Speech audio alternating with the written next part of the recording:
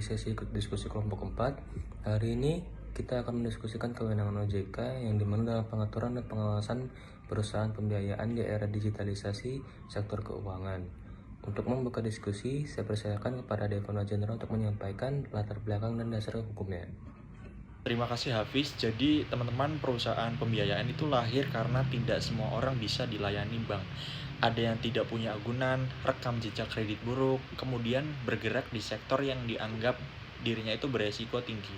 Kemudian pengaturannya di Indonesia dimulai sejak Kepres nomor 61 tahun 1988.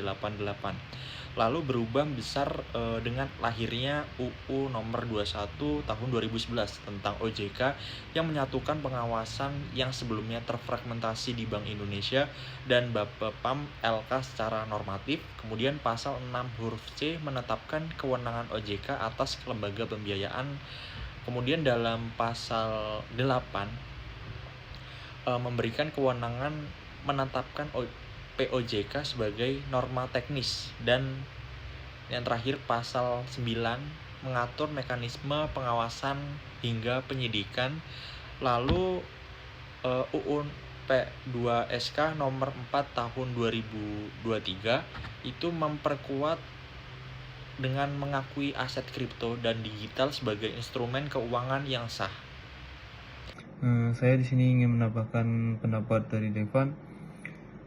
Implementasi konkret kewenangan itu ada di POJK nomor 35 tahun 2018 tentang penyelenggaraan usaha perusahaan pembiayaan. Regulasi ini mengatur aspek besar, yaitu kelembagaan dengan syarat modal minimal 100 miliar rupiah dan fit and proper test pengurus.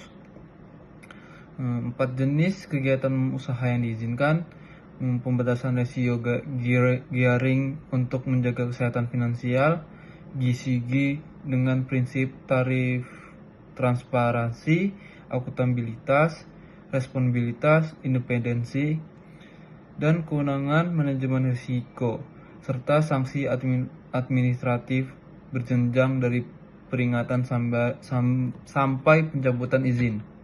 Soal pengawasannya sendiri, OJK menggunakan pendekatan risk-based supervision, yaitu pengawasan berbasis risiko. Jadi tidak semua perusahaan diawasi dengan intensitas sama. Ada 5 dimensi risiko yang dinilai, yaitu risiko kredit, likuiditas, pasar, operasional, dan kepatuhan. Semua dimensi itu diintegrasikan jadi profil risiko. Semakin tinggi profilnya, semakin intensif pengawasannya. Mekanismenya 2 jalur, yaitu on-site dengan pemeriksaan langsung ke perusahaan dan offsite melalui analisis laporan keuangan bulanan, triwulan, dan tahunan yang wajib diaudit ke AP terdaftar OJK. Tapi dengan semua regulasi itu, ada tantangan besar di era digital yang menurut saya tidak bisa diabaikan. Pertama, regulasi lag inovasi bisnis seperti token aset, buy now pay later digital, dan pembiayaan lintas negara berkembang jauh lebih cepat dari kemampuan regulasi mengejarnya. Sehingga konsumen yang pakai platform itu tidak punya perlindungan hukum yang jelas. Kedua, soal aset kripto, sebagaimana jaminan nilai bisa turun 50% dalam 24 jam, sedangkan hukum jaminan konvensional yang ada sama sekali tidak dirancang untuk volatilitas seperti itu. Poin yang kritis, Ivan.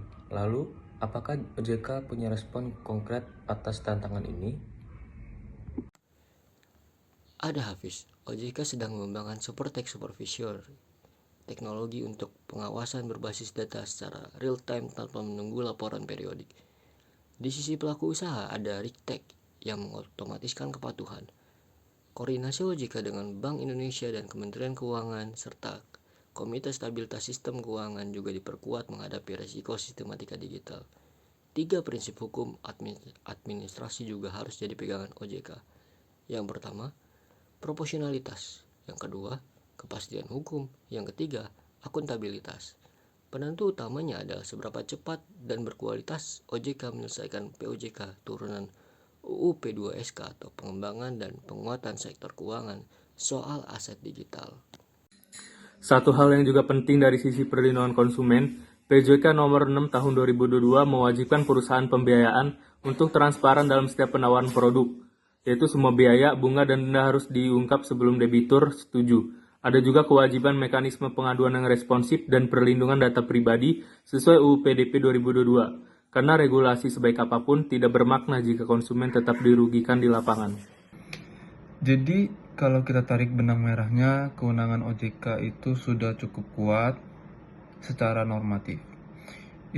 Implementasi melalui POJK sudah komprehensif, dan untuk menghadapi era digital, OJK punya perangkat yang terus berkembang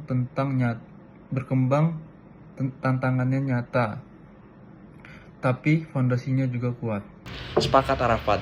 Jadi intinya OJK harus terus menjaga keseimbangan antara mendorong inovasi industri pembiayaan dan menegakkan prinsip kehati-hatian serta perlindungan konsumen. Dan dua hal itu emang bukan saling bertentangan. Justru keduanya itu harus berjalan bersama agar sektor keuangan kita sehat, inklusif, dan berdaya saing. Terima kasih semuanya kepada teman-teman saya, Devan, Arafat, Aldo, dan Kifan.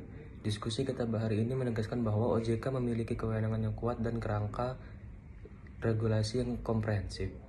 Namun harus terus adaptif menghadapi transformasi digital yang tidak pernah berhenti.